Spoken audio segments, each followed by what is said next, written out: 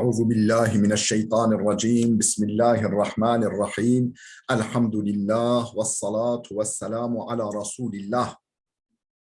Değerli arkadaşlar, Celaluddin Es-Suyuti'nin El-İtkan fi Ulumul Kur'an adlı eserinden 100. dersimizi yapmak üzere birlikteyiz. 100. dersimize geldik. Müellifimizin vefat tarihi Hicri 911, miladi 1505. Bu eseri yayına hazırlayan, yani edisyon kritiğini yapıp yayına hazırlayan Tahkiku Merkez-i Buhusi ve Dirasat. Yani bu müessesenin yayınıdır. Bu bir kurumdur. Bu kurum tahkik edip yayına hazırlamış. Efendim 7 cilttir, 3200 sayfa kadar, yani 3200'ü aşkın sayfadan meydana gelmektedir. Gördüğünüz gibi son derece mükemmel bir baskıdır. Nerede kalmıştık? En-nev'u thâmin vel eşrûn fil vakfi vel ibtidâ. Efendim 28. üst başlık, 28. ana bölüm, efendim vakıf ve iptida hakkındadır. Değerli dostlar, bu vesileyle bir kez daha hatırlatayım ki eğer bu ve benzeri çok sayıdaki derslerimizi beğeniyorsanız, faydalı görüyorsanız sizden önemli ricam bizim YouTube kanalımıza ciddi olarak manevi destek verin, sahip çıkın, ücretsiz olarak abone olun, sözünüzün, nazınızın geçtiği herkese abone yapın. Böylece milyonlarca insan bu ilim ve irfan pınarıyla buluşsun, kana kana içsin. Efendim bu mini akademi, başlı başına mini akademi, efendim bir fidan gibi kök salsın, boy atsın, efendim büyük bir çınara dönüşsün, gölgesinden milyonlarca insan ferahlansın, efendim serinlesin, soluklansın. Geleceğimiz aydınlık olsun, iyi ilim adamlarımız yetişsinler, geçmişlerimizin de ruhu şad olsun, amel defterimiz de kıyamete kadar sevap bakımından açık kalsın. Efendim 28. bölüm dedik, vakıf ve iktida. Yani Kur'an-ı Kerim okurken nerede durulur, nerede geçilir, nerede durulmaz, efendim yani bu yani Kur'an-ı Kerim'i okurken mananın sağlıklı olabilmesi için, sağlanabilmesi için ve karşı tarafın doğru anlayabilmesi için efendim vakıf ve iktida konusu çok önemlidir. Onu işleyecek müellifimiz. Diyor ki efradehu bit tasnifi halaiku minhum Ebu Ja'far النحاس وابن الأنباري والزجاج والداني والعماني والسجاوندي وغيرهم وهو فن جليل به يعرف كيف أداء القرآن أفراده بالتصنيف خلائق. Yani birçok kişi bu konuda mustakil eser yazmışlar. Efradehu bit tasnif, yani mustakil olarak eser yazmışlar. Halaiku, birçok insan, birçok alim bu konuyu mustakil eser konusu yapmışlar. Mustakil eser vermişler bu konuda. Minhum Ebu Ja'far en-Nahhas. Onlardan bir tanesi Ebu Ja'far en-Nahhas'tır. Ve İbnül Enbari, İbnül Enbari'dir. Ve Zeccac, Ez-Zeccac ve Dani, Ebu Amr el-Dani ve Ammani ve Secavendi ve gayruhum ve diğerleri. Ve huve fennun celilun. Bu çok yüce bir ilimdir. Yüce bir ilim dalıdır. Bihi yu'rafu keyfe eda'ul Kur'an. Kur'an'ın nasıl okunacağı, seslendirileceği kendisiyle bilinen, efendim kendisiyle Kur'an'ı nasıl doğru okunabileceği bilinen bir yüce ilimdir. Yüce ilim dalıdır. Vel aslu fihi ma ahracehu'n nahhasu kal. Bu ilmin aslı. Bu ilimde asıl nedir? Ma ahracehu'n nahhas kal. Nahhas'ın nakledip kaydettiği şu rivayet. Yani bu ilmin temeli var mı? Asıl saadette, peygamber döneminde, sahabe döneminde aslı var mı? Ha işte onun aslı ma ahracehu en-Nahhas kal. Nahhas demiştir ki haddesena Muhammed bin Ja'far. Bize Muhammed bin Ja'far anlattı. El-Enbari, Muhammed bin Ja'far el-Enbari, o da diyor ki Sena Hilal ibn al-Ala, o da bize haddesena Hilal bin al-Ala, Hilal bin Ala anlattı. O da diyor ki Sena Abi Abi ve Abdullah İbni Cafer, bana babam ve Abdullah İbni Cafer anlattı. Kale dediler ki bu ikisi Sana Ubeydullah İbni Amr'in Ez-Zuraki, o da diyor, onlar diyorlar ki bize Abdullah bin Amr Ez-Zuraki anlattı. Kimden? An Zeyd ibn Abi Uneysa, Zeyd ibn Uneysa İbn Abi Uneysa'dan, o da Anil Kasım ibn Avf el-Bekri, o da Kasım bin Avf'tan naklettiler ki Kasım bin Avf el-Bekri şöyle dedi. Semi'tu Abdullah ibn Umar'a, ben Abdullah ibn Umar'dan duydum ki yakulu şöyle diyordu. Şöyle derken duydum. Laqad işna burhatan min dehrina. Biz efendim kendi zamanımızda epey bir süre yaşadık. Yani efendim işte ömrümüzde epey bir zaman yaşadık. Ve inne ahadana la yu'tel imana qabla'l Kur'an. Efendim ve inne ahadana la yu'ta el imana qabla'l Kur'an. Önce iman ederdi, sonra Kur'an'la yüz yüze gelirdi. Birimiz önce iman ederdi, sonra Kur'an'ı ele alırdı, Kur'an'la yüz yüze gelirdi. Ve tenzilu suratu ala Muhammedin, Hazreti Muhammed'e bir sure inerdi. Feneteallemu halalaha ve haramaha. Yani önce iman ederdik, sonra efendim Kur'an'la yüz yüze gelirdik. Hazreti Muhammed'e mesela bir sure inerdi. Feneteallemu halalaha ve haramaha. O surenin halalını, haramını öğrenirdik. Ve ma yenbagi en yuqafa indehu minha. O sureden nerelerde, yani okurken nerelerde durulması gereken yerleri, nerelerde durulması gereken yerleri de öğrenirdik. Kema tetaallemune entum el yevmel Kur'an. Bugün Kur'an'ı öğrendiğiniz gibi. Yani bugün Kur'an'ı öğrendiğiniz gibi, yani böyle üzerinden akıp gidecek şekilde biz Kur'an okurken nerede durulacağını, durulması gereken yerleri de öğrenirdik. Her surenin halalını, haramını öğrenirdik. وَلَقَدْ رَأَيْنَا الْيَوْمَ رِجَالًا. Biz günümüzde öyle adamlar görüyoruz ki يُؤْتَ أَحَدُهُمُ الْقُرْآنَ قَبْلَ الْا۪يمَانِ. Önce Kur'an'ı öğreniyor, sonra iman ediyor. يُؤْتَ أَحَدُهُمُ الْقُرْآنَ. Önce eline Kur'an veriliyor, işte Kur'an öğretiyor. Qablel iman, iman etmeden önce. Feyakra'u ma beyne fatihatihi ila hatimetihi. Efendim Fatiha'dan tut Nas suresine kadar okuyor. Ma yedri ma amiruhu ve la zaciruhu.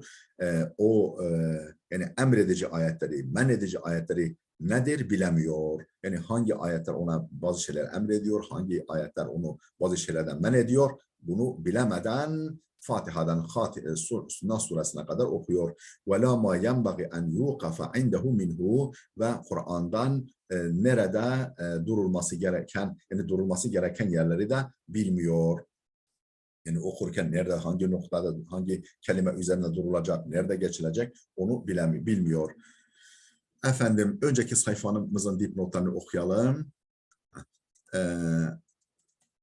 Efendim bir nolu dipnot. Unzur Fununel Efnan. Fununel Efnan adlı esere bak. Sayfa 353. Cemalül Kurra sayfa 548. El Burhan cilt 1 sayfa 493. El-Tahbir cilt sayfa 174. İki nolu dipnot fi kitabihi El-Kat vel-İ'tinaf. Hangi kitabında? El-Kat vel-İ'tinaf adlı kitabında. 3 nolu dipnot fi kitabihi El-İdahul Vakfi vel-İbtida fi kitabillahi azze ve cel. Yani Allah'ın kitabında Vakf ve İbtida'nın izahı isimli kitabında 4 dolu dipnot. Zekara fi keşf-i zunun enne Zeccac ellefe fihi. Keşf-i zununda Hacı Halife Keşf-i Zunun'da belirtmiştir ki cilt 2 sayfa 1471'de Zeccac bu konuda bir eser yazmış olduğunu. 5 nolu dipnot fi kitabihi el-Muktefa fil Vakfi vel İbtida adlı eserinde. 6 nolu dipnot fi kitabihi el-Murşid ve huve mahtutun. Bu el yazma halindedir, basılmamıştır diyor. 7 nolu dipnot lehu fihi kitabani. Bu zaten bu konuda 2 kitabı var. Sagirun ve kebirun. Biri küçük, biri büyük. Ve huve İlalul Vukuf el-Matbu' basılmış olan İlalul Vukuf adlı eseridir. İlalul Vukuf adlı eseridir. Bu basılmıştır. Unzur Tabakatul Kurra. Tabakatul Kurra adlı esere bak. Cilt 2 sayfa 837. Gayetun Nihaya. Cilt 2 sayfa 157. في القطع والائتلاف efendim fil kat'i vel itilaf kat ve itinab adlı eserde geçiyor bu rivayet. Cilt 1 sayfa 12. ضعيف بهذا الإسناد bu senetle bu hadis zayıftır ve ricaluhu beyne sikatin ve saduk gayru Muhammed ibn Cafer meşhulun kema seyati senedinde yer alan ravilerin kimisi sika güvenilir, kimisi dürüsttür. Yani sika ile saduk arasında gidip geliyor. Yani iki türden de ravileri var. Gayru Muhammed ibn Cafer, Muhammed ibn Cafer hariç bu meçhulun. Yani bilinmeyen bir kişidir. Kema seyati ileride geleceği üzere. Vel Ala ibn Hilal el-Bahili efendim Ala ibn Hilal el-Bahili validu Hilal fihi linun. Efendim burada bir yani zayıflık var. Hilal vel Ala bin Hilal el-Bahili validu Hilal, Hilal'ın babası fihi linun bir yani zayıflık var. Kema fit takrib, takribde geçtiği gibi efendim sayfa 720-762 bir rakmi 5294 velakinnehu makrunun bi Abdullah ibn Cafer er-Rakki Abdullah ibn Cafer er-Rakki ile beraber yer alıyor. İkisi beraber yer alıyor ve huve sikatun. O ise sikadır.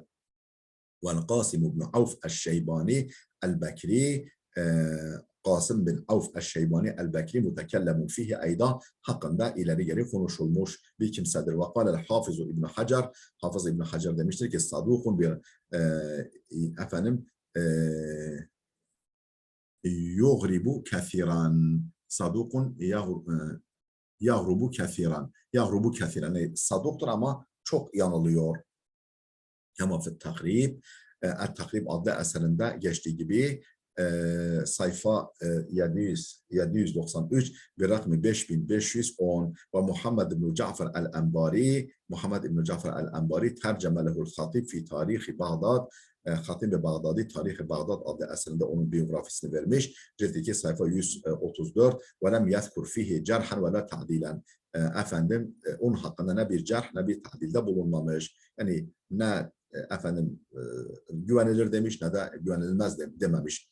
Fefihi cehaletun dolayısıyla durumu bilinmemektedir. Ve kedel Beyhaki fi sunanihi Beyhaki de Sünen adlı eserinde cilt 3 sayfa 120 Kitab-ı Salah Babu el-Beyan ennehu innema qile ya ummuhum akra'uhum efendim hangi bab? El-Beyanu ennehu innema qile ya ummuhum akra'uhum yani insanlara en iyi Kur'an okuyan kimse imamlık yapar konusu. Min tariqil Kasım ibn Avf el-Şeybani Kasım bin Avf el-Şeybani tariqıyla ve tekaddemel kelamu havlehu hakkında açıklama daha önce geçti. Efendim devam bu uzun kısmı okumuştuk. قال النحاس demiştir ki فهذا الحديث يدل على أنهم كانوا يتعلمون الأوقاف كما يتعلمون القرآن. النحاس demiştir ki فهذا الحديث bu hadis يدل gösteriyor ki على أنهم sahabiler كانوا يتعلمون الأوقاف vakıfları yani nerede duracaklarını öğreniyorlardı. كما يتعلمون القرآن Kur'an'ı öğrendikleri gibi Kur'an'ın okurken nerede duracaklarını da öğreniyorlardı. وقول İbn Ömer efendim İbn Ömer'in şu sözü cümlesi لَقَدْ عِشْنَا بُرْهَةً مِنْ دَهْرِنَا kendi dönemimizde bir süre yaşadık. يَدُلُّ عَلَى أَنَّ ذَٰلِكَ اِجْمَعٌ مِنَ الصَّحَابَاتِ ثَابِتُونَ efendim bunun sahabeden kesin bir icma olduğuna delalet ediyor. Yani biz epey bir zaman yaşadık. Böyle yapıyorduk. Demek ki sahabe o zaman sahabeler yaşıyor. Çoğu yaşıyor efendim ve herkes o metodu uyguluyor. Demek ki bu konuda bir icma var. Bu ifade yedullu gösteriyor ki ala enne zalike icma'un minas sahabeti sabitun. Yani icma'un sabitun minas sahabeti. Sahabeden kesin bir icmadır bu. Kultu derim ki ve ahrece hazal esera el-Beyhaqi fi sunanihi. Diyorum ki el-Beyhaqi Sünen adlı eserinde bu hadisi nakledip kaydetmiş. Dipnotları arz edelim. Efendim bir nolu dipnot ila canibihi fi elif ba bilal. Bu şekilde geçiyor. 2 nolu dipnot el musbet min ayn nuskasında yani o metinde kayıtlı ifade ayn nuskasındandır ve fi sair nusah diğer nuskalarda ise ra'aytana şeklinde ra'aytena ve la vecheleha. Bunun yani doğru bir tarafı yok bu kelimenin. Ve fi hamze raculen ve ila canibiha tasvibuha ve raculen şeklinde de ve ila canibiha tasvibuha yanında kelimenin düzeltilmesi yer almış. Ricalen şeklinde. Raculen değil ricalen diye düzeltilmiş. Fil kat'i fil kata.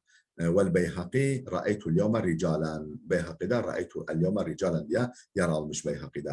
3 nolu dipnot el-kat'u vel-i'tinaf cilt 1 sayfa 12. 4 nolu dipnot kalen nahhasu fil kat'i vel-i'tilaf cilt 1 sayfa 12 en-nahhas kat'u vel-i'tilaf adlı eserinde demiştir ve misluhu fil neşr benzeri ifaden en-neşr adlı eserlerine geçmektedir. Cilt 1 sayfa 225. 5 nolu dipnot ziyadetun min ayn ra ba mim bu nüshalardan alınan bir eklentidir. Ve sakatat kelimetu sabit min ba mim ayn bu sabit kelimesi efendim ba mim ve ayn nüshalarından düşmüştür, yer almamıştır. 6 nolu dipnot cilt 3 sayfa 120 Kitab-ı As-Salah Kitab-ı Salah babu el-beyan ennehu innema qile ya'ummuhum akra'uhum ricaluhu beyne thikatin ve saduqin gayru Muhammed ibn Abil Ma'ruf bin Abil Ma'ruf el-Fakih Abil Hasan efendim ve lem akif ala tercemetin lehu fimam bahasu araştırdığım kadarıyla onun biyografisi hakkında bir bilgiye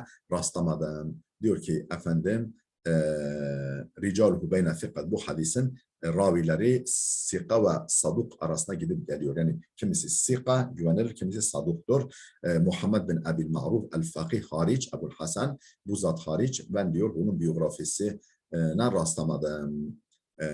Efendim araştırdığım kadarıyla onun biyografisine rastlamadım.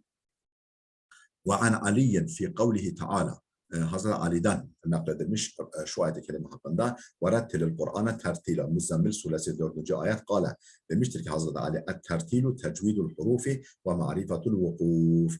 Tertil ne demek? Harfleri tecvidle okumak. Yani harflerin hakkını vererek okumak ve ma'rifatul vukuf vakıfları bilmektir. Yani Kur'an okurken nerede durulması gerektiğini, nerede durulabileceğini ve durulamayacağını bilmektir. Vakıf o demek yani durmak. Kale İbnül Enbari demiştir ki min tamamı marifetul Kur'an marifetul vakfi vel iptidai fi Kur'an-ı Kerim'i öğrenmenin tamamlayıcı unsurudur. Kur'an-ı Kerim'i öğrenmenin tamamlayıcı unsurudur. Marifetul vakfi vel iptidai fi Kur'an okurken efendim nerede durulacak, nerede yeniden başlanacak hususunu bilmek. Onu öğrenmenin tamamlayıcı unsurlarındandır. Ve kâle Nikzavi demiştir ki babul vakfi azimul kadri celilul hatar. Vakıf konusu yani tırnak içi vakıf konusu efendim değeri büyük, önemi yüce, değeri büyük yani değeri yüce, önemi büyük bir konudur. لأنه لا يتأتى لأحد معرفة معاني القرآن çünkü bir kimse için Kur'an'ın manasını bilmek söz konusu olmaz. Kur'an'ın manasını bilmek söz konusu olmaz. وَلَا اسْتِنْبَاطُ الْاَدِلَّةِ الشَّرْعِيَّةِ مِنْهُ ondan şer'i delilleri çıkarsamak, elde etmek söz konusu olmaz. İlla bir marifatil favasili ancak fasılaları bilmekle bu olur. Ve fin neşri en-neşr İbnül Cezeri en-neşr adlı eserinde şöyle bir bilgi yer alıyor. Yani şöyle denilmiş. Lemma lem yumkinil qari'u en yakra'a surata ev'l kıssata fi nefsin vahiden ve lem yecuzu tenaffusu beyne kelimeteyni haletel vasli bel zalike ke tenaffusi fi ethna'il kelimeti vecebe hine izen ihtiyaru vakfin littenaffusi vel istirahati. Ne dedi İbnül Cezeri? Lemma lem yumkinil qari'a lem yumkinil qari'u lem yumkinil qari'a yani qari için okuyucu için mümkün olmayınca ne en yakra'a surata ev'l kıssata fi nefesin vahidin bir sureyi veya bir kıssayı bir solukta okuması bir okuyucu için mümkün olmadığına göre ve lem yecuzu tenaffusu beyne kelimeteyni haletel vasli vasıl sırasında iki kelime arasında nefes almak da caiz olmadığına göre yani vasıl yaparken ayetleri birbirine eklerken iki kelime ortasında durmak da caiz olmadığına göre bel zalike ke tenaffusi fi ethna'il kelime iki kelime ortasında durmak tıpkı bir kelimenin ortasında durmak gibidir. Bir kelimeyi bölmek gibidir. Kelimeyi bölmek gibidir. Vecebe o zaman vecebe hine izen ihtiyaru vakfin bir vakıf seçmek gerekir. Bu durumda bir vakıf yani bir durma durumu tercih etme gerekir. Teneffüs ve istiraha teneffüs ve istirahat için yani nefes almak ve soluklanmanın istirahat için ve taayyen tabi istirahat ederken böyle ense yani oturup ense yapmak anlamında değil böyle bir hafif rahatlamak için ve taayyene irtida'u ibtidain ba'dahu ve taayyene irtida'u ibtidain ba'dahu o zaman kesinlik kazandığına irtida'u ibtidain ba'dahu ondan sonra başlayacağı bir noktayı benimsemek ondan sonra başlayacağı bir noktayı, iptida edeceği bir noktayı benimsemek kesinlik kazanır. Ve tahattama vazgeçilmez olur. Tahattama yani kesinlik yani vazgeçilmez olur. En yakune zâlike mimma yuhilul ma'na. Bunun manayı değiştireceği kaçınılmaz olur. Yani bu mana kesin manayı değiştirir. Yani durduğun yere göre mana değişir.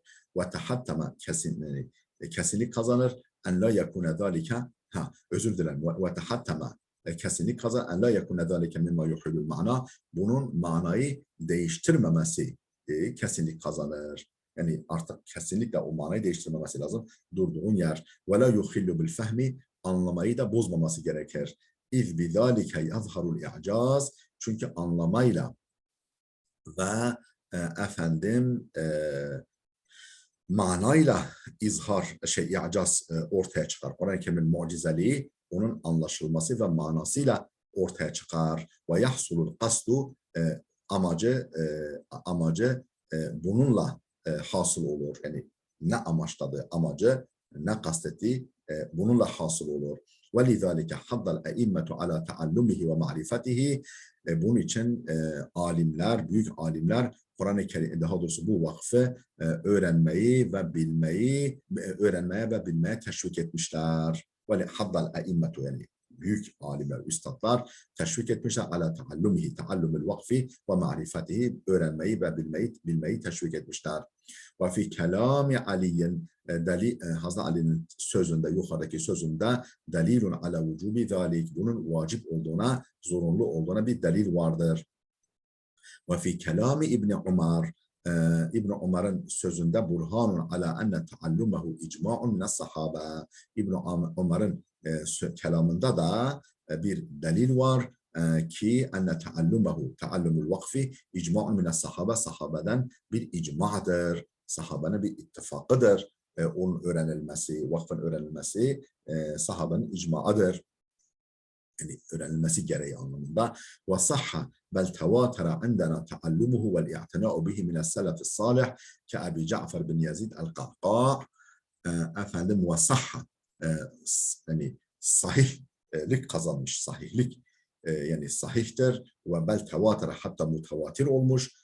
Indena bize göre mutavatirdir, hatta sahih hatta mutavatirdir. Ne taallumuhu bu vakfın öğrenilmesi ve i'tina'u bihi özen gösterilmesi mine's selefis salih selefe salihin tarafından yani öğrenildiği ve itina gösterildiği bize göre artık sahih hatta mutavatirdir. Ki Ebi Cafer'in olması lazım. Cafer'in olmaz. Ki Ebi Cafer'a Yazid ibn el-Qa'qa kimdir bu selefe salih ama mesela Ebu Cafer Yazid bin Qa'qa gibi ahadi a'yan tabi'in tabi'unun önemli şahsiyetlerinden Cafer bin Yazid el-Qa'qa gibi selefe salihinin öğrendiği ve itina gösterdiği bize göre sahihtir. Sıhhat kazanmış, sahihtir ve hatta mutavatirdir. Ve sahibuhu el-İmam Nafi ve onun talebesi İmam Nafi ve Ebi Amr ve Yaqub, Ebu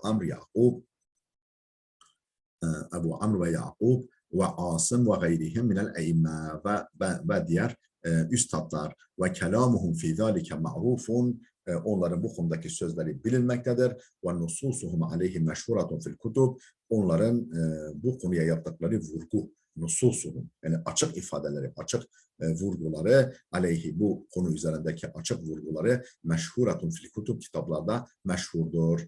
Ve min themme, işte bundan dolayı iştarata kethirun minel halaf alel mucizi en la yucize ahaden illa ba'de ma'rifetihil vakfe vel ibtida'a. Bundan dolayı birçok, yani haleften, yani sonraki alimlerden birçoğu şart koşmuş alel mucizi, icazet verecek kişi için. Alel mucizi, icazet verecek kimse için şart koşmuş. En la yucize ahaden, kimse icazet vermemesi illa ba'de ma'rifetihil vakfe vel ibtida, efendim vakıf ve ibtidayı öğrenmeden, yani o icazet alacak kişi, icazet verilecek kişi vakıf ve ibtidayı öğrenmeden kimse icazet vermemesini şart koşmuş. Halef alimlerinden birçoğu. Ve sahha an Şa'biyi, Şa'biden sahih olarak, sahih bir nakille gelmiştir ki ennehu kal, Şa'bi şöyle demiş: İza qara'te kullu men aleyha fan, kullu men aleyha fan, sen okuduğunda fela teskut, susma, hatta takra'a, şunu da eklemeden, yani kesme, şunu da eklemeden susma, kesme. Ve yabqa vechu rabbike zul celali vel ikram, kullu men aleyha fan ve yabqa vechu rabbike zul celali vel ikram diye beraber oku diyor Rahman suresi 26-27. ayetler. Kultu ahracehu İbn Abi Hatim, diyorum ki bunu İbn Abi Hatim nakledip kaydetmiş. Efendim, önceki sayfanın dipnotlarını okuyalım. Bir nolu dipnot: Zekerehul Huzali fil kamil fil kıraatil aşr vel arba'in az-zaide aleyha. Bunu El-Huzali El-Kamil fil kıraatil aşr adlı eserinde zikretmiş bu bilgiyi. Vel arba'in az-zaide aleyha, ve ona ilave, yani El-Kamil'e ilave El-Arba'in adlı eserinde de zikretmiş. Mahdutun, bu el yazmadır, el yazma halindedir. Ve İbnül Cezeri de Temhid adlı eserinde bunu zikretmiş. Ve Neşr adlı eserinde. Velakinnehu biduni isnadın, fakat senedini vermemiş. Senetsiz olarak. 2 nolu dipnot kaynak veriyor. 3 nolu dipnot El-İktidâ'u fi ma'rifetil vakfi vel ibtida adlı eserden. El-İktidâ fi ma'rifetil vakfi vel ibtida, cilt 1 sayfa 198. 4 nolu dipnot El-Neşr, cilt 1 sayfa 224-225. Ve Asım, bunu okumuştuk, bu sayfayı okumuştuk. Bakalım dipnotlarında ne var? Dipnotlarında fil kısmil mefkud, efendim kaybolmuş kısımda geçiyor bu böyle bilgi. Ve azahul musannifu lehu fid-dur, Ed-Durrul Mensur'da musannif, yani Suyuti bu bilgiyi o zata nispet ediyor. Cilt 7 sayfa 698, fakat sadece orada. Faslun. اصطلح الأئمة لأنواع الوقف والابتداء أسماء واختلفوا في ذلك. اصطلح الأئمة لأنواع الوقف والابتداء أسماء. Vakıf ve iptida türleri için efendim bir takım isimler üzerinde uzlaşmışlar. Yani terminoloji oluşturmuşlar. İstalaha, uzlaşmışlar. El-eimmetu, alimler, büyük alimler li enva'il vakf vel iptida, efendim vakıf ve iptida türleri için esmaen, bir takım isimler üzerine istilah, yani terminoloji oluşmuş. Bir takım isimleri terimleştirmişler. Bir takım isimler üzerinde uzlaşmışlar. وَاخْتَلَفُوا فِي ذَٰلِكَ, ve bu konuda ihtilaf da etmişler. وَاخْتَلَفُوا فِي ذَٰلِكَ, yani bir takım terimler kullanmışlar ama hepsi aynı terimleri değil. فَقَالَ İbnül Enbari demiştir ki el-vakfu ala selasete evcuh. Vakıf 3 vecih üzeredir. Vakıf 3 çeşittir. 3 vecihlerdir, 3 şekildedir vakıf. Tamun ve hasenun ve kabihun. Efendim vakfe tam var, vakfe hasen, vakfe kabih var. Vakfe tam vakıf, yani hiç eksiksiz. Hasen güzel, kabih çirkin. Fettammu, vakfe tam nedir? Ellezî yahsunul vakfu aleyhi vel ibtida'u bima ba'dehu. Hem üzerinde durulması güzel, hem de oradan yeniden başlanması güzel. Yani durursun, devamından başlarsın. Bu vakfe tam oluyor. اَلَّذِي يَحْسُنُ الْوَقْفُ عَلَيْهِ, üzerinde vakfetmek güzel. وَالْاِبْتِدَاءُ بِمَا بَعْدَهُ, ve ma ba'diyle, yani devamıyla başlamak da güzel. وَلَا يَكُنُ بَعْدَهُ مَا يَتَعَلَّقُ بِهِ, efendim ma ba'dında kendisiyle gramer olarak bağlantılı bir şey bulunmayan. وَلَا يَكُنُ بَعْدَهُ, yani ondan sonra, o durulacak yerden sonra bulunmayan. مَا يَتَعَلَّقُ بِهِ, efendim o durulacak yerden öncesiyle alakalı, bağlantılı gramatikal olarak bir şey bulunmayan. Nerede? Mesela nasıl? Ve ulaike humul muflihun. Efendim kekavlihi ve ulaike humul muflihun da olduğu gibi Bakara suresi 5 ve kavlihi em lem tunzirhum la yu'minun. Em lem tunzirhum la yu'minun. Bakara suresi 6 vel hasan vakfe hasan ise huvel, yani buralarda durmak vakfe tamdır. Vel hasan vakfe hasan ise huvellezî yahsunul vakfu aleyhi, üzerinde durmak güzel ama ve le yahsunul ibtida'u bima ba'dehu, ama devamıyla başlamak iftida güzel değil. Ke kavlihi elhamdülillah. Mesela Bismillahirrahmanirrahim. Elhamdülillah dersin, durursun, doğru. Ama Rabbil Alemin diye başlamak hoş değil. Elhamdülillah Rabbil Alemin. Yani ne yaptın? Sıfatla mevsufun arasını ayırdın. Tamam, elhamdülillah deyince mana tam oluyor. Allah'a hamdolsun. Ama hamd Allah'a mahsus dur. Efendim orada tamam. Ama Rabbil Alemin deyince, çünkü onun sıfatıdır. Yani bir alaka var, birbiriyle bağlantılıdır. لأن الابتداء برب العالمين la yahsunu. Çünkü Rabbil Alemin'le başlamak güzel değil. Likevnihi sıfatan lima kablehu. Çünkü ma kablenin sıfatıdır. Allah lafzının sıfatıdır. Öncesinin sıfatıdır. Vel kabihu vakfe kabih ise huvellezî leyse bitamin ve la hasenin. Ne tamdır ne hasendir. Yani tam ve hasen olmayan vakıflar vakfe kabih oluyor. Kel vakfe ala bismi. Mesela Bismillah diyeceğine Bismi Allah. Bismi Allah dersen olmaz. Kel vakfe ala bismi. Bismi üzerine durmak. Min kavlihi Bismillah. Fatiha 1. Kale ve la yetimul vakfu alel mudafi dunel mudafi ileyh. Ne gibi mesela? Kale demiştir ki ve la yetimul vakfu alel mudafi dunel mudafi ileyh. Mudafi ileyhi söylemeden mudaf üzerinde durmak vakfe tamam olmaz. Ve la yetimu tamam olmaz. El vakfu vakıf alel mudafi mudaf üzere dunel mudafi ileyh mudafi ileyhi telaffuz etmeden. Ve lel men'uti dune na'tihi, efendim men'utu yani mevsuf üzerinde durmak, dune na'tihi sıfatını söylemeden mevsuf men'ut yani mevsuf üzerinde durmak efendim vakfe tam olmaz. Ve lel rafi'i dune ma'rufi merfu'ihi ve aksihi, efendim rafa, yani rafa ne mesela? Fiil. Dune merfu'ihi. Merfu yani fail mesela. Fiili söylüyorsun, faili bırakıyorsun orada. Ca'a aliyun diyeceğine ca'a diyorsun, Ali orada kalıyor. Aliyun diye başlasa olmaz. Yani rafa'ni, tabi bu mubtada haber de olabilir. Yani rafa üzerine durup merfu'u bırakmak da vakfe tam olmaz. Ve aksihi tersi de. Yani merfu'unu söyleyip rafa'ın üzerine durmak da olmaz. وَلَنْ nasib dune mansubihi. Efendim nasip üzerinde, nasip edici üzerine durup mansubunu bırakmak da olmaz. Yani mesela ki fiili söyleyip mef'ulu bırakmak olmaz. Vakfe tam olmaz. Ve aksihi tersi de olmaz. Yani mansup bu okuyup nasibi bırakmak da olmaz. وَلَلْ muekkedi dune tevkidihi. Efendim tevkidi söylemeden sadece muekket, yani tekit edilen ifade üzerine durmak vakfe tam olmaz. Velel ma'tufi dunel ma'tufi aleyhi, ma'tuf üzerinde durup ma'tufun aleyhi söylememek o da vakfe tam olmaz. Velel bedeli dune mubdelihi, efendim mubdeli söylemeden bedel üzerine durmak da olmaz. Vela inna ev kana ev zanna ve ahavatiha dune ismiha. Efendim kana, zanna ve kardeşlerin üzerine dur. İnna, kana, inna veya kana veya zanna veya bunların kardeşleri üzerinde durmak, dune ismiha, ismini söylemeden bu da olmaz. Vela ismiha dune haberiha, efendim bunları ve onların ismini söyleyip, yani ismini söyleyip haberini bırakmak da olmaz. Vakfe tam olmaz.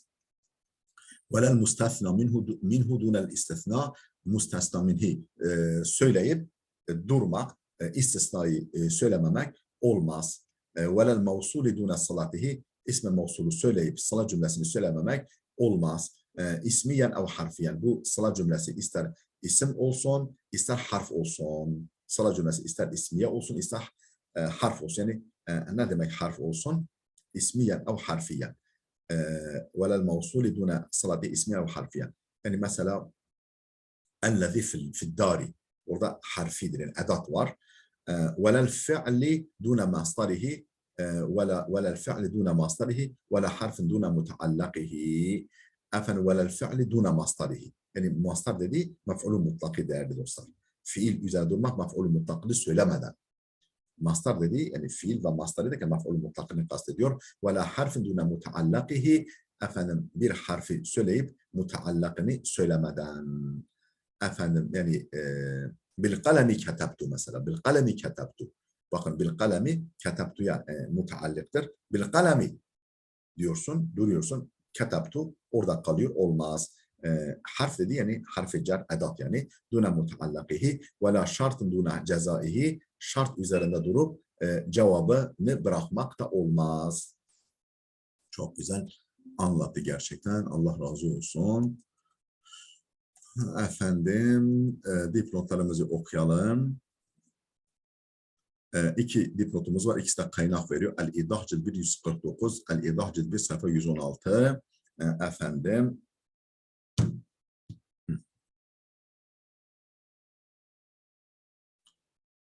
geçiyoruz. Ve kâle gayruhu. Başkası da, ondan başkası da demişti ki, gayruhu dediği kim acaba? Bakalım. Efendim, gayruhu el-muktefa fil vakfi vel iktida demiş başkası.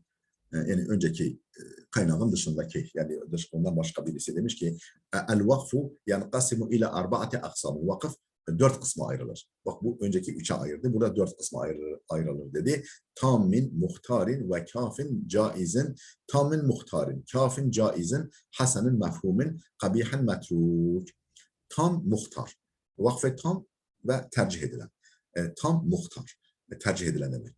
Kafi, kafin, caiz, kafi, caiz. Yani ikisi aynı şeyler. Hasan, mefhum, yani güzel ve anlaşılır. Mefhum. Kabih, metruk, çirkin ve terk edilen, yani yapılmaması gereken. Fettamu, vakfe tam, fettammu huvellezî la yeteallaku bi şeyin mimma ba'dehu. Yani ma ba'dıyla, ma ba'dın hiçbir şeyle yani alakası olmayan. Tabii hiç alakasız değil, yani gramer olarak alakası olmayan. La yeteallaku bi şeyin mimma ba'dehu, ma ba'dından herhangi bir şeyle alakası olmayan, mesela fiil, fail gibi, fiil, mef'ul gibi vesaire. Feyahsunul vakfu aleyhi vel ibtida'u bima ba'dehu. O zaman o vakıf üzerine durmak, orası üzerine durmak ve devamıyla başlamak güzeldir. Ve ekseru ma yucedu ende ru'usil ayi galiben. Bu genellikle ayetlerin sonlarında olur. Ve ekseru ma yucedu çoğunlukla bulunur ende ru'usil ayi ayetin sonlarında. Ke kavlihi ve ulaike humul muflihun. Ve ulaike humul muflihun'da olduğu gibi bitti. Ulaike humul muflihun dedin mi durursun. El-Bakara suresi 5. ayet. Ve kad yucedu fi esnaiha, bazen ayetin ortasında da olabilir. Ayet sırasında da olabilir. Mana tamamlanır. Ke kavlihi ve cealu a'izzete ehliha ezille. Yani halbuki ayet henüz bitmedi. En-Neml 34. Huna et-tamam. Burada vakf tamamdır. Le'ennehu inqada kelamu Bilqis. Çünkü Bilqis'in sözü burada bitti. Thumma kâle Teala, sonra Allah Teala şöyle bir ekleme yaptı. Ve kezâlike ef'alun. İşte böyle yaparlar hükümdarlar. Neml suresi 34. وكذا لقد أضلني عن الذكر بعد إذ جاءني. لقد أضلني عن الذكر بعد إذ جاءني. Furkan suresi 29. Halbuki ayet henüz bitmedi. Huna et-tamam. Burada da vakıf tamamdır. لأنه انقضى كلام الظالم Ubey ibn Halef. Çünkü o zalim Ubey ibn Halef'in sözü burada bitti. ثم قال تعالى, sonra Allah şöyle buyurdu. وَكَانَ الشَّيْطَانُ لِلْاِنْسَانِ خَذُولًا. Şeytan insan için yüzüstü bıraktırıcıdır. Şeytan insan için kalleştir. El-Furkan 29. وَقَدْ يُوجَدُ بَعْدَهَا كَقَوْلِهِ مُصْبَحِينَ وَبِاللَّيْلِ وَقَدْ يُوجَدُ بَعْدَهَا. Efendim huna et-tamam. Bazen وَقَدْ يُوجَدُ بَعْدَهَا مُصْبَحِينَ وَبِاللَّيْلِ. Yani bazen yucadu ba'daha, yani ba'del ayet. Bazen ayetten sonra da olabilir. Kekavlihi musbahine ve billeyl. Safat suresi 137-138. Huna et-tamam. Burada da vakfe tamam var. Le'ennehu ma'tufun alel ma'na. Çünkü manaya ma'tuftur. Ey bis subhi ve billeyl. Musbahine ve billeyl. Yani ey bis subhi ve billeyl anlamındadır. Yani ve billeyl musbahinenin manasına. Yani sabaha matuftur. Ve misluhu yettekiune ve zuhrufan. yettekûne ve zuhrufen da olduğu gibi Zuhruf suresi 37, 34, 35. Re'sul ayeti yettekiûne, ayet sonu yettekiûnedir. Ve zuhrufen huve tamam. Zuhrufen de durmak vakfe tamamdır. Leannehu ma'tufun ala ma qablehu. Çünkü ma qabline ma'tuftur. Efendim dipnotumuzu okuyoruz. Onzur el-muktefa fil vakfi vel ibtida. Bu kaynağa bakın. Vel Burhan cilt 1 sayfa 506 ve azahu ila ekseril qurra. Qurra kıraat imamların çoğuna nispet etmiş. Ve nakala suyuti huna minel zerkeşi ve leyse minel dani. Efendim Suyuti burada Zerkeşi'den nakilde bulunmuş. Eddani'den değil. Leennel fıkrata l-ahirete min kavlihi. Çünkü son fıkra, son kesit, bu alıntının son kesiti min kavlihi, onun sözündendir. Yani Zerkeşi'nin ve ahiru kulli kıssatin leyset fil muktefa. El muktefada yer almıyor. Ve hiye fil burhan. El burhan Zerkeşi'nin el burhanında yer alıyor. İkinci nolu dipnot Bintu Haddad bin Şurahbil Bintu Haddan bin Şurahbil el-Himyariye Meliketü Seba, bu Belkıs'ı anlatıyor. Haddad bin Şurahil el-Himyariye Seba Melikesi uşira ileyha fil Kur'an. Kur'an'da bu hanıma işaret edilmiş, bu kraliçeye. وَلَمْ تُسَمِّ فِي سُورَةٍ وَلَمْ تُسَمَّ فِي سُورَةِ النَّمْلِ Nam suresinde adı verilmemektedir. Yani Belkıs adı geçmiyor. Ve asarat Nebiyallah Süleyman, Allah'ın peygamberi, Allah'ın nebisi Süleyman'ın çağdaşı olmuş bu kadın. Ve eslemet ala yedeyhi, onun eliyle Müslüman olmuş. Ve qîle tezevvecaha, Süleyman'ın onunla evlendiği de söylenmiş. Onzur tafsile haberiha fi tefsiri mubhamatul Kur'an lil Belensi. El Belensi'nin Mubhamatul Kur'an adlı tefsirinde bu hanımının, bu Belkıs'ın efendim kıssasının detaylarını oradan öğrenebilirsin. Cilt 2 sayfa 292 ve ma ba'daha. Yani cilt 2 ve 292 ve devamında. 3 nolu dipnot Aduvullah el-Quraşi. Kimdir bu zat? Allah düşmanı el-Quraşi. Kana yani Kureyşli. Yeteva'adu rasula bi en yaktulehu. Peygamberi tehdit ediyordu. Öldürmekle tehdit ediyordu. Felemma vaka'at gazvetu Uhud. Uhud gazvesi olduğunda tenavele Resulullah harbetel hadis as-samme efendim hadis as-samme'nin mızrağını aldı peygamber. Fata'anehu biha, o mızrakla onu yaraladı. Fi unuqi, boynundan. Fenqalebe ala ferasihi, atından düştü ve tedahraca yuvarlandı. Sümme mâte, sonra öldü. Bir Seref denilen yerde fi avdetil müşrikine ila Mekke. Müşrikler Mekke'ye dönerken bu Seref denilen yerde öldü. Onzur er-Ravdul Unf. Ravdul Unf adlı esere bakın. Cilt 3 sayfa 269. El-Bidaye li İbn Kethir. Cilt 5 sayfa 376. Ve ahire kulli kıssatin ve ma qabla evveliha. Yani her kıssanın sonunda ve ma qabla evveliha. Efendim başından önce. Yani hemen kıssa başlamadan önce durmak hepsi vakfe tamamdır. Ve ahire kulli suretin, her surenin sonunda ve qile ya en-nida. Ve qabla ya en-nida. Ya nidadan önce. Nida edat olan ya'dan önce de durmak vakfe tamamdır. Ve fi'lil emri, fi'li emirden önce vel kasemi ve lamihi. Kasem ve lam kasemden önce durmak da yine vakfe tamamdır. Dunel kavli ve şartı, dunel kavli ve şartı, yani kavl ve şart maddeleri hariç. Kavl, dunel kavl ve şartı ma lem yetekadem cevabuhu. Yani cevabı gelmemek, önde geçmemek, yani geçmedikçe. Yani kavl, dunel kavli, yani kavl maddesinden. Çünkü kavl, kalefi ve türevlerinden sonra durursan, halbuki makulu kavl geliyor. Yani kale yakulu, ne dedi, işte devamı geliyor. Onu bölmemek lazım. Dunel kavl, kavl maddesi hariç ve şart, şarttan önce de olmaz. Yani şart. Malem yetekadem cevabuhu, cevabı önce yer almadıkça. Ve kânallâhu ve mâ kâne ve zâlike ve levlâ gâlibuhunne tammun. Ve kânallah ve mâ kâne ve zâlike ve levlâ galibuhunne tammun ma lem yeteqaddemhunne kasemun ev kavlun ev ma fi ma'nahu. Onlardan önce yani bakınız Kânallâhu'dan önce yani Kânallâhu'nun üzerinde oradan önce ve ma kâne'den önce ve zâlike'den önce ve levla'dan önce bütün bunlar galibuhunne bütün bunların yani galiben bunlar çoğunlukla bunlar tamun vakfe tamdır. Ma lem yeteqaddemhunne kasemun. Onlardan önce bir kasem geçmedikçe ev kavlun ve kavl maddesi yani kavl kâle ve türevleri ev ma fi ma'nahu yahut da kavl maddesinin manasındaki bir şey geçmedikçe bunlar yani kanallahu demeden önce durmak, ma kana'dan önce de durmak ve zalikeden önce durmak. Hepsi vakfe tamdır. Vel kafi, vakfe kafi ise munkati'un fil lafzi, mutaallikun fil ma'na. Lafızda yani kesiliyor ama mana bakımından bağlantılı. Lafız bakımından. Orada ifade kesiliyor lafız bakımından ama mutaallikun fil ma'na, mana bakımından ilişkili, bağlantılıdır. Feyahsunul vakfu aleyhi, burada vakfe hasen yapmak güzeldir. Vakfe hasen, vakıf hasendir. Feyahsunul vakfu, üzerine vakfetmek güzeldir. Vel ibtida'u bima ba'dahu eyda, ma ba'diyle başlamak da güzeldir. Nahvu, hurrimat aleykum ummahatukum. Hurrimat aleykum ummahatukum. Efendim burada durulabilir. Vakfe hasendir. Nisa 23, huna el vakfu. Burada vakıf yapılır. Ve yubteda'u bima ba'dahu, bima ba'da zalike, ma ba'diyle de başlanır. Ve hakeza kullu re'si ayetin ba'daha lamu key. Efendim aynen bu şekildedir. Her ayetin sonu ki ardından lame key var. Yani key anlamında için, tırnak için manasını veren lam oldu. Lam gelen lam.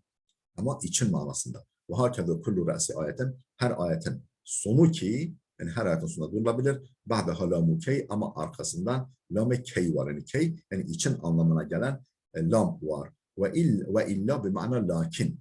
Lakin manasındaki illa geliyorsa ve inne eşşedidetul meksura inne yani şeddeli ve kesreli. İnne gelen ve istifham gelen ve bel edatı gelen ve ela el muhaffefe.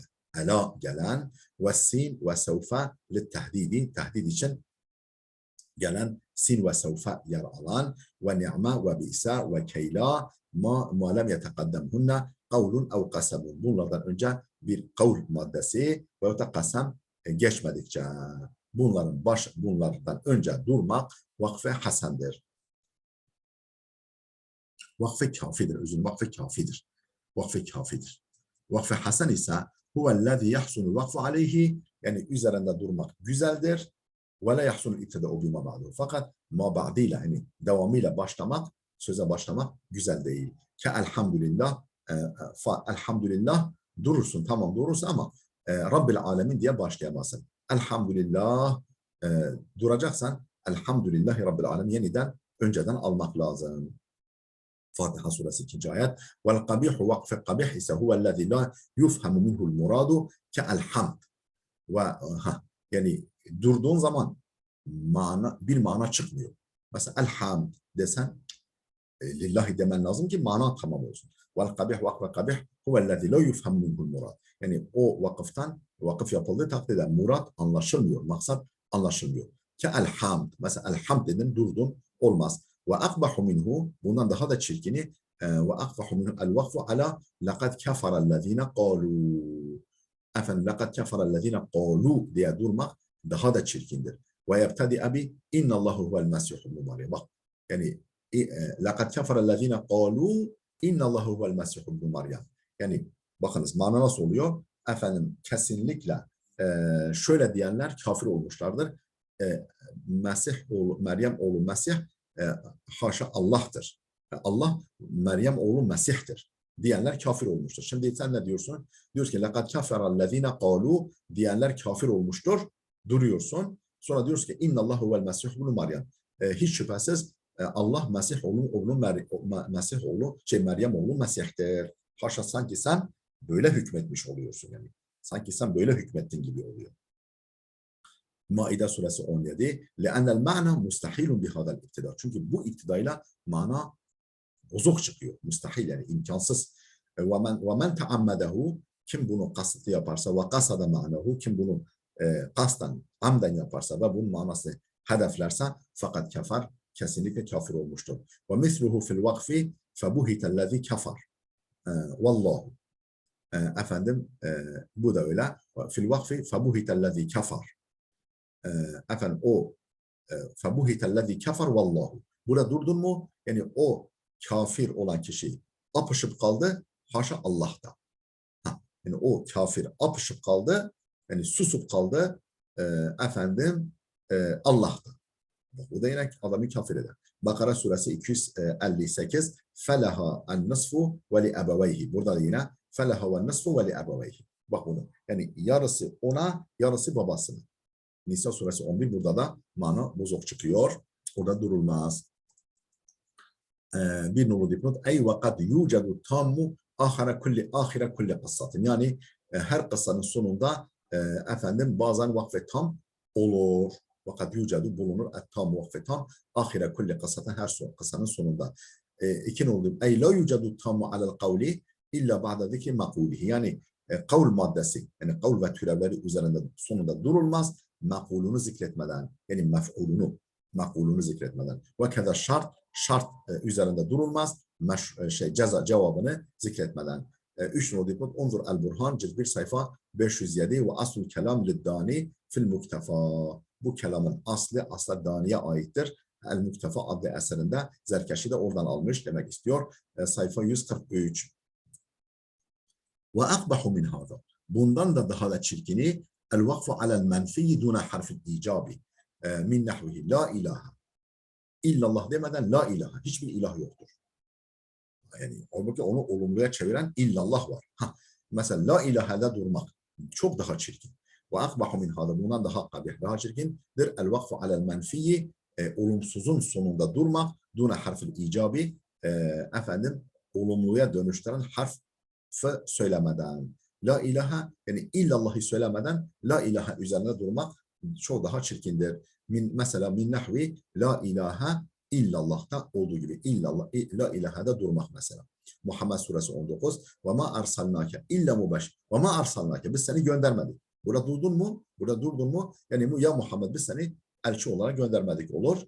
Halbuki biz seni göndermedik ancak müjdeleyici ve uyarıcı olarak gönderdik. Yani illayı söylemeden ama arsalnake'de durmak vakfe akbahtır. Yani daha büyük çirkindir. Yani daha bir çirkindir. İsra suresi 105 فَاِنْ اُطُّرَّ لِاَجْدِ tenaffusi eğer nefes almak için zor durumda kalınırsa caizdir. ثُمَّ يَرْجِعُ اِلَى مَا قَبْلَهُ sonra yine ma kabline döner ve ma arsalnak der. Sonra ve ma arsalnake illa mubeşşire ve nezira der devam eder. Hatta yasilehu bima ba'dahu yani öncesine döner ta ki devamıyla birleştirsin, bitiştirsin. Ve la haraca bunda bir sakınca yok. İntaha. Burada alıntı bitti.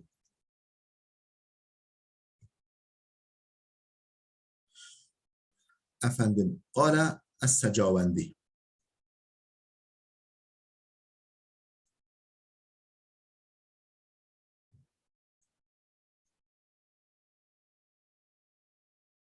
Yanlış mı?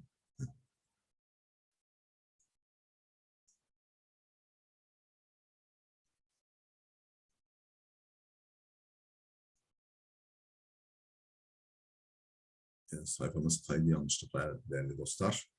Düzeltiyoruz.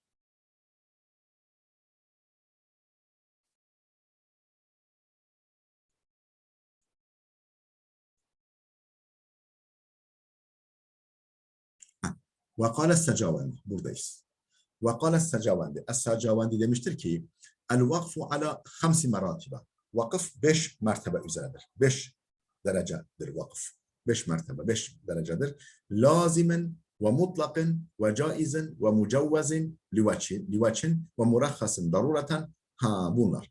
Vakfe lazım var. Vakfe mutlak var. Vakfe caiz var. Vakfe livaçin mucavvez yani bir vecihten dolayı cevaz verilmiş. Yani mucavvez livaçin ve murahhasın darureten efendim zorunlu olarak ruhsat verilen vakıf var. 5 mertebe. فاللازم vakfe lazım ma lev vusila tarafahu gayyerel murada. Ma lev vusila tarafahu iki tarafı birleştirildiği zaman manayı değiştirir. Yani eğer orada durmazsan mana değişecek. Ma le vusile tarafahu, yani o durulacak yerin öncesiyle sonrasını birleştirdiğin zaman, durmadığın zaman gayyerel murada manayı değiştirir. Nahvu ve ma hum bi mu'minine. Ve ma hum bi mu'minine. Yalzemul vakfu huna. Burada bi mu'minine de durmak lazım. İz le vusile bi kavlihi ve ma hum bi mu'minine yuhadi'un Allah'a. Olur. Yani Allah'ı kandıran müminler olmazlar gibi anlar. Yani mana bozulur. İz le vusile bi kavlihi.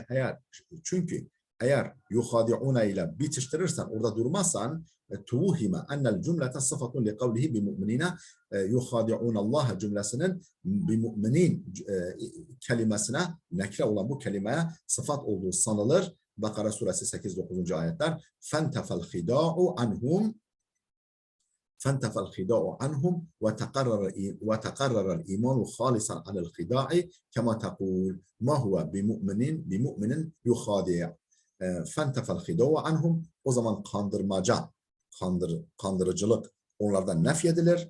Hida yani kandırıcılık, kandırmacalık yani kandırıcılık onlardan nefyedilir. Ve tekarrara el-imanu halisan anil hida'i ve ma hum bimu'minine yuhadi'un Allah'a. Yani Allah'ı kandıran müminler değillerdir. Yani o zaman iman aldatmacadan arındırılmış olur. İman aldatmacadan arındırılmış olur. Ve tekarrar imanu halisa anil hida. Kema tekulu, mesela şöyle demen gibi, ma huve bi mu'minin yuhadi'u. Yani o kandırıcı mümin değildir gibi olur. Kandırıcı mümin değildir. Ve kema fi kavlihi, şu da buna bir başka örnek, şu ayet-i kerimede buna örnek. La zalulun tusirul arda.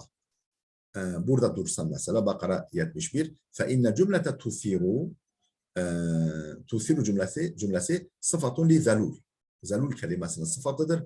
Dahiletun fi hayyizin nefyi, efendim olumsuzluk kapsamına giriyor.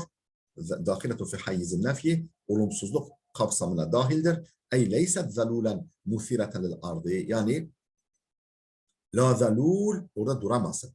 La zalul daha doğrusu la zalul tusirul harsa. Leyset zalulen musireten lil ardı. Ey leyset zalulen musireten lil ardı. Yani yeri süren zalul değildir. Yani la zalulun tusirul ardı. Efendim yani yeri süren zalul değildir gibi olur. Vel kasdu fil ayeti, oysa ki ayette amaç isbatul hida'i ba'da nefil iman. Yani iman yok, kandırmaca var birinci ayette. Ayetin maksadı nedir? İsbatul hida'i ba'da nefil iman. Yani imanı nefyettikten sonra, imanın bulunmadığını belirttikten sonra efendim aldatmaca var. Onlar aldatıcıdır. Yani bu mesaj vermek isteniyor. Ve nahvu subhanahu en yekune lehu velad. Subhanahu en yekune lehu velad. Felev vusile bi lehu ma fis semavati vel ard. Subhanahu en yekune lehu veladun lehu ma fis semavati vel ard. Yani o zaman lehu ma fis semavati vel ardı efendim velede sıfat yapmış oluruz. Yani mana tam alt üst olur. Burada vakıf kesinlikle durmak lazım. Nahu subhanahu en yekune lehu velad. Eğer felev vusila bihi, eğer buna eklense, lehu velede eklense, lehu ma fis semavati vel ard ve ma fil ardı eklense, le evheme ennehu sıfatun li velad. Lehu ma fis semavati ve ma fil ardın velad kelimesinin sıfatı olduğunu vehmettirmiş olursun, zannettirmiş olursun. Ve ennel menfiye veladun mevsufun bi enne lehu ma fis semavati ve ma fis semavati. O zaman nefyedilen evladın kim olduğu, nefyedilen yani olmadığı belirtilen velad evladın mevsufun bi enne lehu ma fis semavati vel ard, yani ma fil ard, göklerde ve yerde olan şeylerin kendisine ait olduğu veledi yoktur. Yani böyle olmayan veledi vardır gibi anlaşılır. Ve ennel menfiye veledun mevsufun bi enne lehu ma fis semavati vel muradu nefyül veledi mutlakan. Oysa ki ayetin maksadı evladı tümden nefyetmektir. Yoksa göklerin ve yerin kendisine ait olduğu veledi yoktur. Değil. Sanki göklerin ve yerin kendisine ait olmadığı veledi vardır. Haşa. Öyle anlaşılır. Oysa ki ayetin maksadı efendim evladlığı veledi tümden nefyetmektir mutlaka. Vel mutlaku vakfe mutlak ma yahsunul ibtida'u bima ba'dahu. Efendim ma yahsun vakfe mutlak nedir? Ma yahsunul ibtida'u bima ba'dahu, ma ba'dıyla söze başlamak güzel olan. Kel ismil mubteda'i bihi nahvu Allahu yeştebi. Ne gibi? Kel ismil mubteda'i bihi, yani mesela mubtada olan isimle başlamak gibi. Yani ondan sonra bir isim geliyor ve mubtadadır o isim. Kel ismil mubteda'i bihi nahvu Allahu yeştebi. Şura suresi 13. Vel fi'lul mustenefu nahvu vel fi'lul mustenef. Yani mustakillen başlanan fiil yer alıyorsa vel fi'lul mustenef. Yani yeni cümlenin başında yer alan fiil olunca nahvu ya'budunani la yüşrikune bi şey'en. Ya'budunani la yüşrikune bi şey'en. Bunun öncesinde durmak efendim vakfe mutlaktır. Seyakulu sufaha'u. Seyakulu sufaha'u efendim seyakulu sufaha'u Bakara suresi 142 seyakulu sufaha'u. Bunun öncesinde durmak vakfe hasendir. Seyec'alullahu ba'da usrin yusra. Efendim burada da durmak yani çünkü fiil geliyor yani çünkü fiile müstenefe. Ve mef'ulul mahzufi nahvu va'dallahi. Yani ondan sonra ne geliyor? Mahzuf bir fiilin mef'ulu geliyor. Ve mef'ulul mahzufi nahvu va'dallahi. Mesela sünnetallahi. Ahzab 38 ve şart geliyor. Nahvu men yeşeillahu yudlilhu. Böyle bir şey gelirse daha sonra. En'am 39. Vel istifham. İstifham gelirse ve lev gelirse mukaddara. Yani varsayımsal olarak lev gelirse istifham ve mukaddar yani takdiri lev gelirse mesela eturiduna en tehdu eturiduna en tehdu yani turiduna arada dünya. Burada eturiduna en tehdu. Yani ondan önce durmak mesela. Veyahut da turiduna arada dünya. Ve nefi ma kana ve nefi gelse ma kana lehumul khiyaratu. Buradan önce de durmak da vakfe hasendir. Kasas suresi 68. İn yuriduna illa firara. İn yuriduna illa firara. Burada yine nafiyedir. Nefi gelmiş. Ahzab 13. Haythu lem yakun kullu zalika makulen li kavlin sabık. Çünkü bunların hiçbiri önceki kavlin makulu değildir. Öncekinin kavlin makulu mef'ulu konumunda değildir. Dolayısıyla efendim bunların öncesinde durup bunlarla başlamak hasendir. Vel caizu vakfe caiz ma yecuzu fihi ma yecuzu fihi el vaslu vel faslu. Yani hem vasıl yapmak hem de fasıl yapmak caiz olan. Yani hem durabilirsin, yani geçebilirsin hem de yani birleştirebilirsin hem de ayırabilirsin. Böyle durumlarda vakıf caizdir. Niçin? Litecazubil mucibeyni minat tarafeyni litecazubil mucibeyni iki olumlu cümlenin birbirini gerektirmesi gibi. Minat tarafeyni iki taraftan. Ve ma unzile min qablike. Ve ma unzile min qablike. Yani yu'minu bima unzile ileyke ve ma unzile min qablike. Bak ikisi birbirini çekiyor. Yani birbirini cezbediyor. Litecazubil mucibeyni yani yu'minu bima unzile ileyke ve ma unzile min. İkisi de olumlu ve ikisi birbirini gerektiriyor. Fe inne vavel atfi taktadil vasla. Çünkü vav harfi atfı efendim vaslı gerektirir. Yani durmadan geçmeyi gerektirir. Önce yani vav'ın öncesinde durmayıp vav'la bitiştirmeyi gerektirir. Çünkü vav harfi atıftır. Ve takdimel mef'ule alel fi'li ama mef'ulun fiilin öncesine yer alması yakta'un nazmı kesiyor. Ve takdime mef'ule alel fi'li yani yu'minu bima unzile ileyke ve ma unzile min qablike. Ve takdimel mef'ule alel fi'li mef'ulun fiilinden önüne alınması yakta'un nazmı kesiyor. O zaman geçilebilir de durulabilir de. Fe inne takdire yuqinuna ve yuqinuna bil ahire. Fe inne açalım yani takdiri şöyle ve yuqinuna bil ahire. Ahirete de kesir. Ve bil ahirete hum yuqinun. Ve bil ahirete hum yuqinun. Ve bil ahirete hum yuqinun. Yani aslında açılım nasıldır? Ve yuqinuna bil ahire. Ve bil ahirete hum yuqinun. yuqinune bil ahirete, yani açılımı böyle. Tam kelime düzeni böyledir dizilişi. Vel mucavvaz, vakfe mucavvaz liveçhi vel mucavvaz liveçhin mucavvaz. Tamam, bu bir istilah. Vakfe mucavvaz liveçhin ise yani caiz ama bir vecihle caiz. Nahvu ulaikellezine işteravul hayata dünya bil ahira. Efendim ulaikellezine işteravul hayata dünya bil ahira. Efendim Bakara suresi 86. Li'ennel fa'a fi kavlihi fela yukhaffafu. فلا يخفف Bakara 86 فلا يخفف daki fa taktadi tesebbübe vel ceza. Yani oradaki fa'ye sebebiye de olabilir, fa'ye cezaiye de olabilir. Taktadi tesebbübe vel ceza. Yani fa'ye sebebiye ve ceza. Ve zâlike yucibul vasla. Fa'ye sebebiye ve fa'ye ceza olduğu zaman geçmeyi gerektirir. Durmayı değil, geçmeyi gerektirir. Ve kevn nazmül fi'ale alel istinaf, efendim fiili müstenefe ve kevn nazmül fi'ale alel istinaf, yani fiili müstenefe olarak eklemek ise yec'alul faslı veçhen, efendim fasıl için bir vecih, yani bir haklı gerekçe meydana getirir.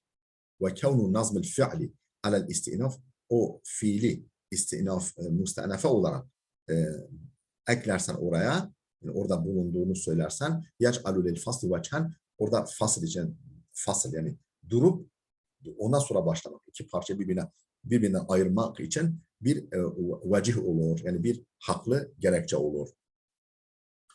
Vel murahhasu darureten, efendim zorunlu olarak ruhsat verilen vakıf. Değerli dostlar, videomuz oldukça uzadı. Efendim burada bir duralım. Burada duralım.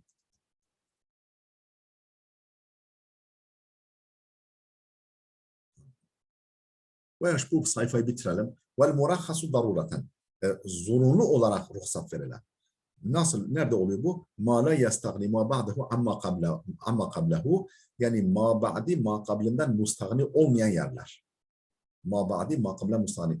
Yani sonraki ifade, önceki ifade kesinlikle ihtiyaçsız değildir. Yani öncesine ihtiyacı var. Ma la yestagni ma ba'dahu amma qablahu. Lakinnehu yurahhasu, fakat izin verilir. Yani ma kabli ma ba'dinden müstagni değil, fakat gene de izin veriliyor. Linqita'in nefesi ve tulil kelam. Nefes kesildiğinden ve söz uzadığından dolayı, yani zorunluluktan dolayı. Ve la yelzemuhul vaslu bil avdi, ama yeniden iade etmekle vasıl da gerekmez. Ve la yelzemuhu, gerekmez. El vaslu bil avdi. Yani dönüp bir daha birleştirmek de gerekmez. لأن ما بعده جملة مفهومة. Çünkü ma ba'di anlaşılan bir cümledir. Kekavlihi ve's-semâ'e binâen. Ve's-semâ'e binâen ifadesi olduğu gibi Bakara suresi 22. لأن قوله وأنزل, çünkü ve enzele ifadesi la yastagni an siyakil kelamı, kelamın bağlamından müstahni değildir. Kelamın öncesinden bağımsız değildir, müstahni değildir. Fe inne fa'ilehu damirun yaudu ila ma qablehu. Çünkü zamiri öncesindeki bir ifade, bir isme gidiyor. Fe inne fa'ilehu, çünkü faili damirun, bir zamirdir, yaudu ila ma qablehu, öncesine raci bir zamirdir faili. Gayre ennel cümlete mefhumetun, şu kadar var ki cümle yani birleştirmesen de anlaşılıyor. Ve amma ma la yecuzul vakfu aleyhi, ama üzerinde vakıf caiz olmayan yerler ise fekeşşarti dune cezaihi, şartı söyleyip durup sonra cevabını söylemek. Burada şartı söyleyip durmak caiz değil. Vel mubtada dune haberihi, mubtadayı söyleyip durup sonra haberini söylemek caiz değil. Ve nahvi zalike, ve benzeri yerler caiz değil. Vakfe la yecuz, caiz olmayan vakıftır. Değerli dostlar, burada dursun. Videomuz oldukça uzadı. Gelecek dersimize kadar Allah'a emanet olun.